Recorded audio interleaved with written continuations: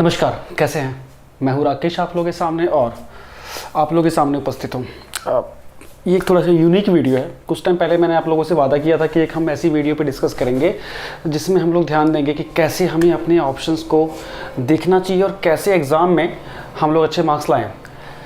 बहुत सारी परीक्षाएँ पहले नेगेटिव मार्किंग के बिना होती थी, मतलब तुक्का मार दिया तो भी सही, अर्थात अगर आप क्वेश्चन गलत करते हैं तो आपके मार्क्स नहीं करते थे। लेकिन अब मोर देन 95% जो एग्ज़ाम हैं, ज़्यादातर लगभग जितनी बड़ी प्रतिष्ठित रेपुटेटेड परीक्षाएं हैं उन सब में नेगेटिव मार्किंग हो गया है। कई जगह पे 0.25 का मतलब कि 25% का, तो कई जगह पे 33% तक की नेगेटिव मार्किंग है। मतलब 25% मतलब क्या, सही होने पे अगर 1 नंबर मिलता है तो गलत होने पे आंसर 0.25 कट जाता है। 33% मतलब सही होने पे अगर 1 नंबर मिलता है तो गलत होने पे 0.33 मार्क्स कट जाते हैं। अब इसमें क्या होता है कि बच्चे नेगेटिव मार्किंग का एक फोबिया दिमाग में डालते हैं और उनकी जो अच्छी खासी स्ट्रेटजी होती है उस पर पलीता लग जाता है। लगना भी लाजमी है, बिकॉज आपको ऐसे एग्जामों में बोर्ड को रट्टू बच्चे नहीं चाहिए, बोर्ड को अवेयर बच्चे चाहिए। आप इस चीज़ को समझिए, है ना। बोर्ड वो जो क्रीम है बस उसे छांटना चाहता है। तो आपको पढ़ने के साथ साथ थोड़ा सा अवेयर और थोड़ा सा स्मार्ट होना बहुत ज़रूरी है, बिकॉज सब चीज़ें हमें ऑप्शन में आपने पढ़ा है वही नहीं आएंगी। आपने कुछ और चीज़ें पढ़ी हैं, लेकिन उस पढ़े हुए से आपको इस ऑप्शन को निकालना है, कनेक्ट करके चीज़ें ऐसी भी करनी हैं। तो इसके लिए बहुत ज़्यादा ज़रूरी जो आज का जो मंत्र है कि हमें सन्यासी बन के तैयारी करने का ज़माना देखो सच्चाई में भी चला गया है। अपने को चेक एंड बैलेंस करते रहना बहुत ज़रूरी है और उसमें आपको शायद ये वीडियो काम आए। इसमें मैं बताऊंगा कि कैसे नेगेटिव मार्किंग से आप फ़ायदा कमा सकते हैं, कैसे नेगेटिव मार्किंग आपका सिलेक्शन सिक्योर करता है। पहले एक बात, नेगेटिव मार्किंग हमेशा अच्छा होता है। नेगेटिव मार्किंग सिंसियर प्रिपरेशन करने वालों के लिए हमेशा अच्छा होता है। दूसरी बात, जितना कठिन पेपर होगा उतना ज़्यादा चांसेस होंगे आपके सिलेक्शन के। 2 बातें। अब नेगेटिव मार्किंग को कैसे आप अपने अड्डे पे ला सकते हैं। जिसकी प्रिपरेशन अच्छी नहीं है, जिसने कहीं पढ़ाई नहीं की, नेगेटिव मार्किंग उसको उड़ा देगा, ख़त्म कर देगा, ठीक है ना।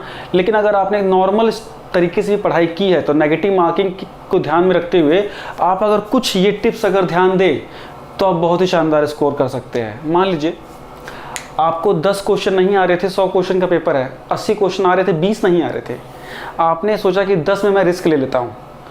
उन 10 क्वेश्चन में आपने ऑप्शन लगाया, मैं ये मान के चलूँगा कि आपने कैलकुलेट करके लगाया। आपके 8 क्वेश्चन गलत हो जाते हैं और मात्र 2 सही होते हैं, फिर भी आपके फाइनल स्कोर पे कोई इफेक्ट नहीं पड़ेगा। बिकॉज अगर 25% का मैं नेगेटिव देखूं तो 8 क्वेश्चन जो गलत हुए हैं वहाँ आपके 2 क्वेश्चन सही होने से बात बराबर हो गई। इट मीन्स अगर आपने जैसे ही 10 में से तीसरा क्वेश्चन अगर सही कर दिया है तो आपको फ़ायदा मिल गया है, आपको 1 से सवा नंबर का फ़ायदा मिल गया है। ये होता है, यहाँ पे एज होता है। तो अगर आपने 10 में से 3 क्वेश्चन सही किए तो आप प्लस में हैं, आपको बेनिफिट हो गया है 1 नंबर के आसपास का, और 1 नंबर में मेरिट खड़ी हो जाती है। ये चीज़ जानते होंगे आप। तो लेकिन मैं ये प्रमोट नहीं कर रहा कि आपको नहीं आता और आप धूम धड़ाके से मार रहे हैं, बिल्कुल नहीं। हमें तुक्का या हमें कहा जाए कि कैलकुलेटेड रिस्क कहाँ लेना चाहिए। सबसे मेन बात, ज़्यादातर परीक्षाओं में 4 ऑप्शन आते हैं। मैं पर्सनली जो चलता हूँ, अगर मैं किन्हीं 2 ऑप्शंस में फंस रहा हूँ तो मैं वहाँ 100% उस क्वेश्चन को सॉल्व करूँगा। और जिस क्वेश्चन के मुझे चारों ऑप्शन मैंने पहली बार देखे हैं, सुना ही पहली बार है, उसको बिल्कुल नहीं छूऊंगा। ये 2 बातें ध्यान रखना। जिसमें आप 2 ऑप्शन में फंसे हैं उस क्वेश्चन को छोड़ना पाप है आज के ज़माने में। बिकॉज आप कितनी तैयारी कर लीजिए, पूरे में से पूरे क्वेश्चन कभी नहीं कर पाएंगे, ये रियलिटी है। क्योंकि पेपर इस तरीके से फ्रेम किया जाता है कि पेपर आपका 10 से 20% पेपर वो करने के लिए नहीं होता है, वो आपको गलत करवाने के लिए होता है, वो ट्रैप होता है। आप किसी परीक्षा का अगर मार्किंग देखेंगे तो 60% के आसपास सिलेक्शन निकलता है। आपको सिलेक्शन निकालने के लिए 100% मार्क्स की जरूरत नहीं होती है। लेकिन बाकी जो 30% 25% क्वेश्चन होते हैं वो हमें फंसाने के लिए लाए जाते हैं। तो जरूरी है आपको पहचानना, और ज़रूरी है आपको ये कि जो बीच में आपके जो अच्छे क्वेश्चन जो आप सिलेक्शन निकाल सकते हो वो वाले क्वेश्चन के लिए अपना दिमाग कैसे यूज़ करो आप। तो अब देखते हैं, कुछ चीज़ें मैंने लिखी हैं। एलिमिनेशन मेथड बहुत इंपॉर्टेंट है। एलिमिनेशन मेथड हमेशा वहाँ यूज़ करते हैं जहाँ आपने एक क्वेश्चन आया, उसमें आपको ये हो जाए कि हाँ इसका आंसर ये तो होगा ही नहीं, है ना। अब बाकी के ऑप्शन में आप कैलकुलेट करें, वहाँ आप रिस्क ले सकते हैं, उस मेथड को बोला जाता है कैलकुलेशन एलिमिनेशन मेथड। इसमें हमारा कोई और ज्ञान हुआ होता है, मान लीजिए कोई दूसरा ज्ञान है, उससे लिंक होकर हमने देखते कि भाई ये चीज़ तो इसमें आ ही नहीं सकती है ना, हम ये श्योर हैं कि ये आंसर नहीं होगा, तो इससे क्या हमारा आधा काम आसान हो गया।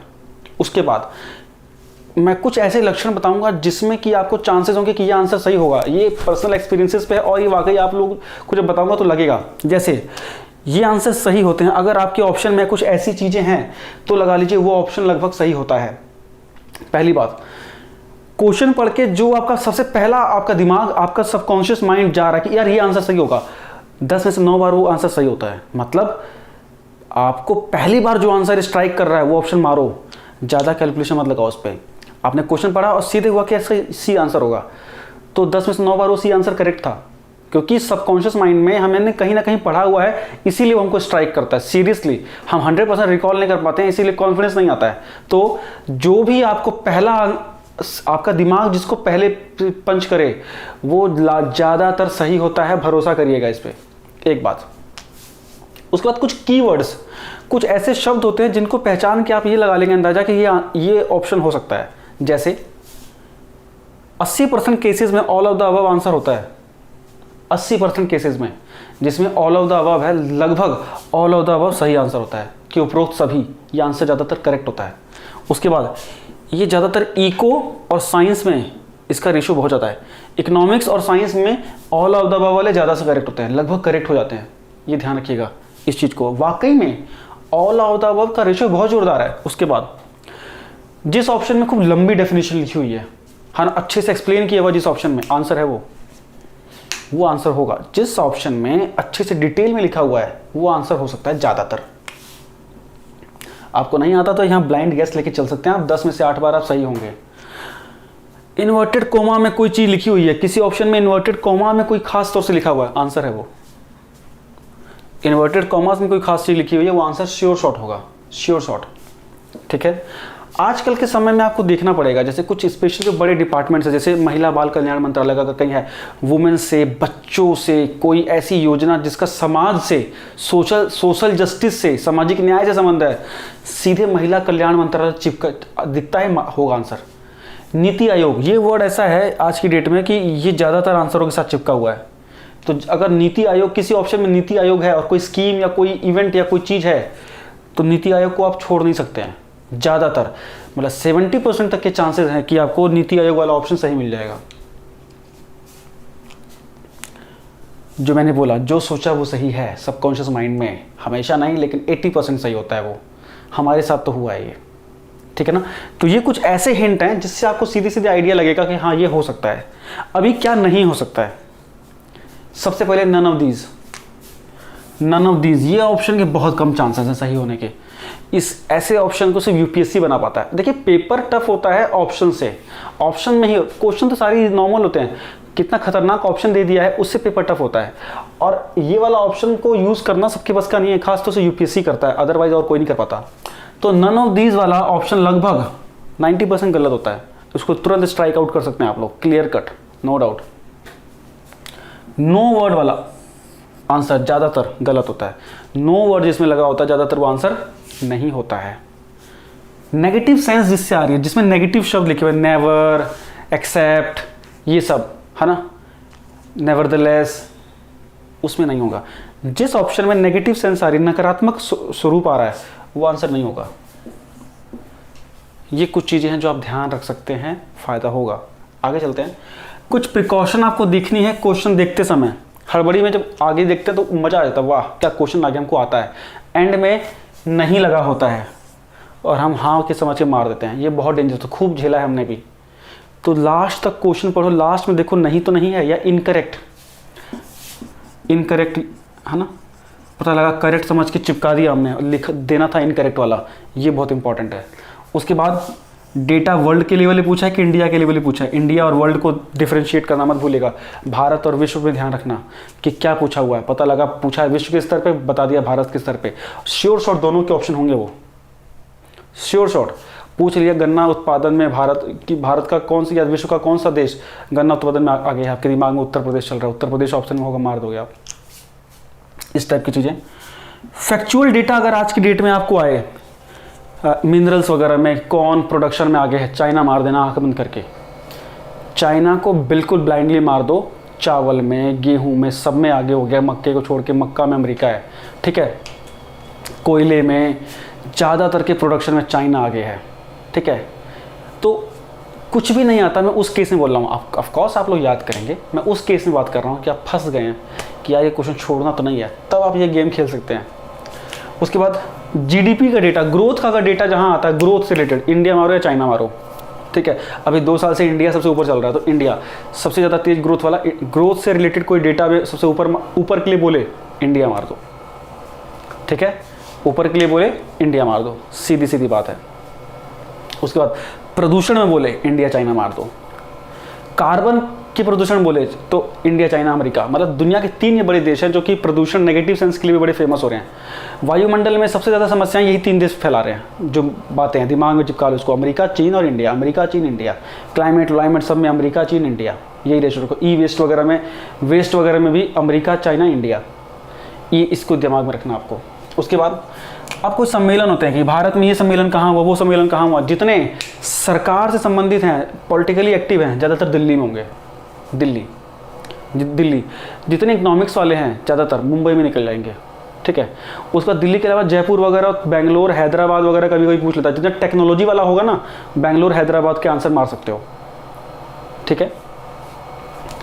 और जितने कोई बड़े विभाग की बैठक वगैरह या बड़े विभाग या कोई स्पेशल एक्टिविटी है, वो नॉर्थ ईस्ट में भी आजकल हो रही है।